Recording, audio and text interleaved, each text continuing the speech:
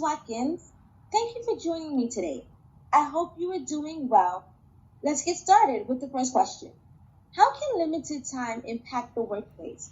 Can you think of an example of when you have been in this situation? Did you read and adapt to the situation well? How could you have read and adapted to it better? Can you anticipate being in that situation again in the future? When is that likely to happen? What options will you have? How will you adapt? Hi, Ms. Morris. I am so happy to be able to meet with you. I believe limited time can impact the workplace because it puts you under a lot of pressure and can often lead to mistakes or stress.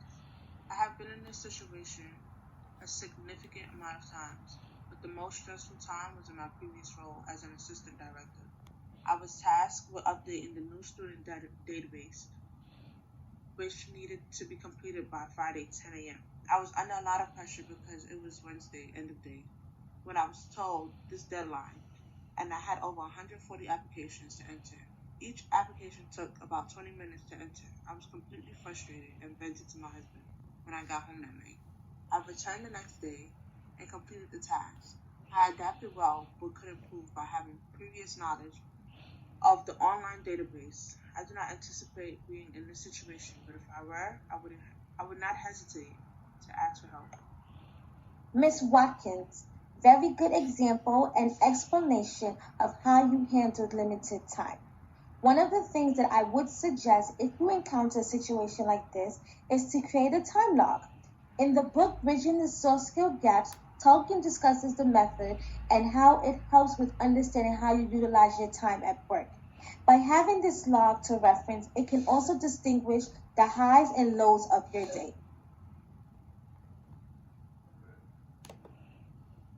Ms. Watkins, how can too much work impact the workplace?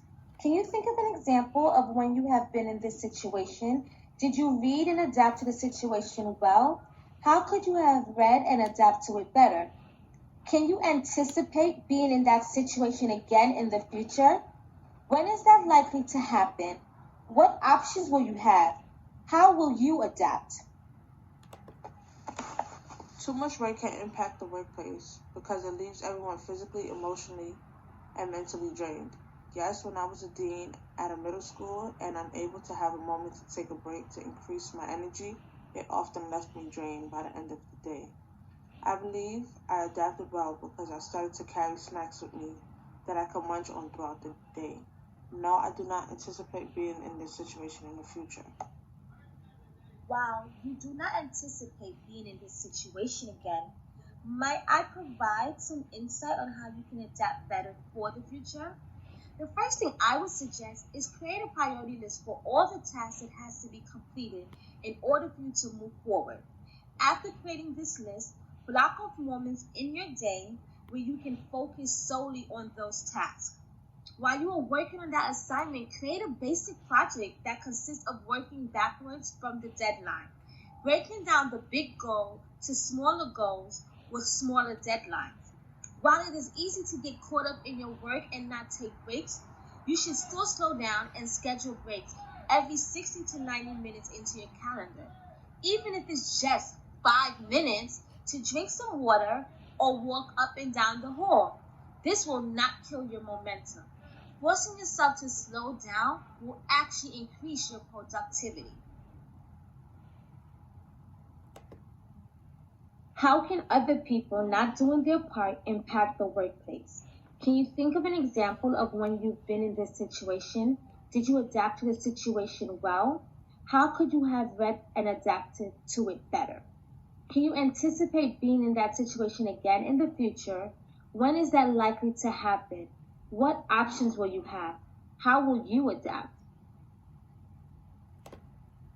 Other people not doing their part will increase the workload of your colleagues.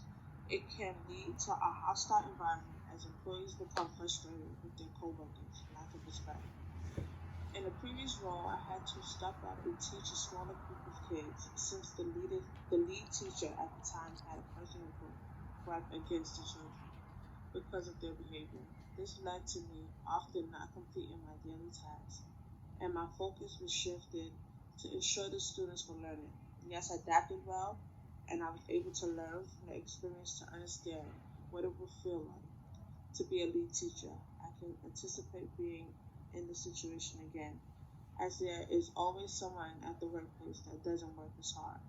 The option I will have is the support of my mentor.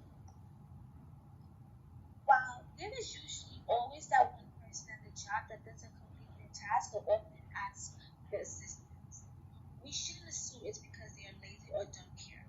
I found that having a one-on-one conversation with them will help them understand the part that they are playing with the word productivity.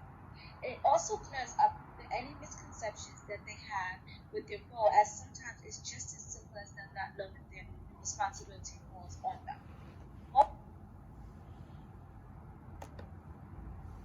Last question for today, Ms. Watkins. How can conflict between and among employees impact the workplace? Can you think of an example of when you have been in this situation? Did you read and adapt to the situation well? How could you have read and adapted to it better? Can you anticipate being in that situation again in the future? When is that likely to happen? What options will you have? How will you adapt?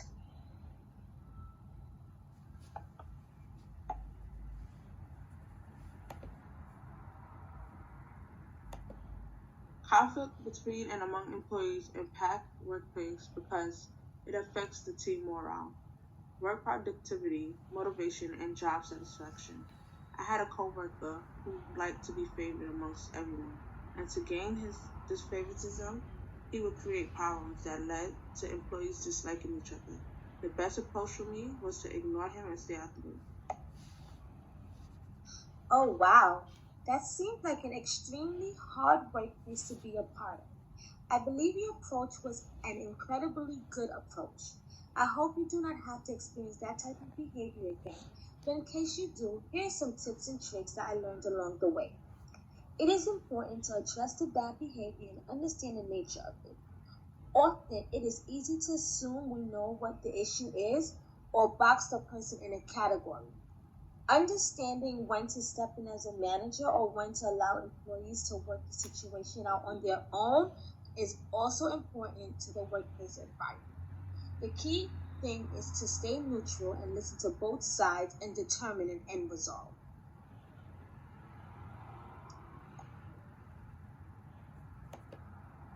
Miss Watkins, it was a pleasure speaking to you and learning about your background. One of the key advice I would give you when dealing with any of the mentioned scenarios is to ensure you are leading by example. Showing and setting the tone that you expect from the employees will go an exceedingly long way.